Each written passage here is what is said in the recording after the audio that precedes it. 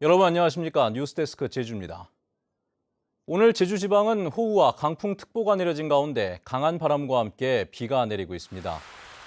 한라산 삼각봉에는 최대 순간풍속 시속 102.6km의 강풍이 관측된 가운데 214mm에 가까운 비가 내렸고 표선면 가실이 77mm, 서귀포 24, 제주시 4mm의 강수량을 기록하고 있습니다. 비는 내일 새벽까지 산지를 중심으로 20에서 80mm가 더 온 뒤 그치겠습니다. 바다에는 제주도 전 해상과 남해 서부 먼바다에 풍랑주의보가 발효 중입니다. 제주국제공항에 강한 바람이 불면서 윈드시어 특보가 내려진 가운데 항공기 운항에도 차질이 빚어졌습니다.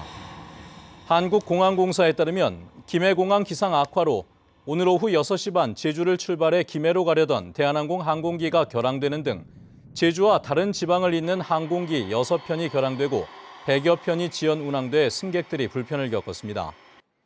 공항공사는 내일 오전까지 강풍이 예보돼 항공기 운항 정보를 사전에 확인해달라고 당부했습니다.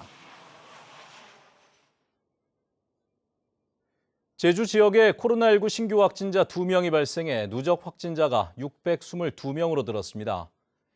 제주도는 신규 확진자 2명이 가족관계로 서귀포시 안덕면 화순리의 음식점인 하르방 가든에 근무한 사실을 파악하고 지난 15일부터 26일까지 해당 식당을 방문한 이들을 대상으로 증상 발현 여부에 관계없이 진단 검사를 받아달라고 당부했습니다. 방역당국은 확진자들의 진술을 확보하고 신용카드 이용 내역과 현장 CCTV 등을 분석하는 등 역학조사를 벌이고 있습니다. 기후 위기에 대응하기 위한 제주 에너지 포럼이 발족했습니다.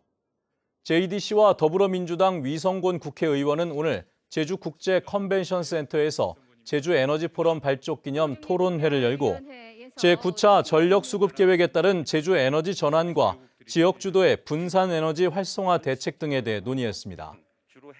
제주 에너지 포럼은 앞으로 민주당 탄소중립특별위원회 소속 국회의원과 제주도, 학계 등과 친환경 재생에너지 기반을 마련하기 위한 다양한 사업을 진행할 계획입니다.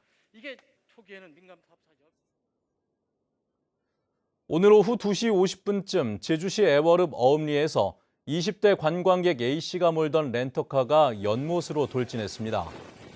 이 사고로 차량이 옆으로 넘어지면서 A씨와 조수석에 타고 있던 승객 등 2명이 신고를 받고 출동한 119에 의해 구조됐습니다. 경찰은 후진하다 차량 조작 미숙으로 사고가 난 것으로 보고 정확한 경위를 조사하고 있습니다. 제주 지역의 범죄율이 전국에서 가장 높은 것으로 나타났습니다. 통계청이 발표한 2020 한국의 사회 지표에 따르면 지난해 제주 지역의 인구 10만 명당 범죄 건수는 4,200여 건으로 전국 17개 시도 가운데 가장 많았습니다. 한편 제주가 화재로 인한 사망자 수도 인구 100만 명당 17.9명으로 가장 적은 광주 2.7명보다 6배 이상 많았고 전국 평균 7명보다 갑절 이상 많아 전국 최고를 기록했습니다. 민식이법이 시행된 지 1년이 됐지만 제주도 내 어린이 보호구역의 안전시설은 미흡한 것으로 나타났습니다. 행정안전부에 따르면 제주도 내 어린이 보호구역 344곳 가운데 무인 교통단속 장비는 13%인 43곳에만 설치돼 전국에서 설치율이 경상북도에 이어 2번째로 낮았습니다. 또 신호기가 설치된 어린이 보호구역은 42%인 144곳으로 전국 평균 89%의 절반에도 미치지 못했습니다. 한편 지난해 도내 어린이 보호구역에서 11건의 교통사고가 발생해 11명이 다쳤습니다. 장기간 착공되지 않은 건축 허가가 직권 취소됐습니다. 제주시는 건축 허가를 받은 후 2년 이내에 착공하지 않은 건축 허가 27건을 직권 취소했고 서귀포시는 29건을 취소했습니다. 뉴스데스크 제주였습니다. 여러분 고맙습니다.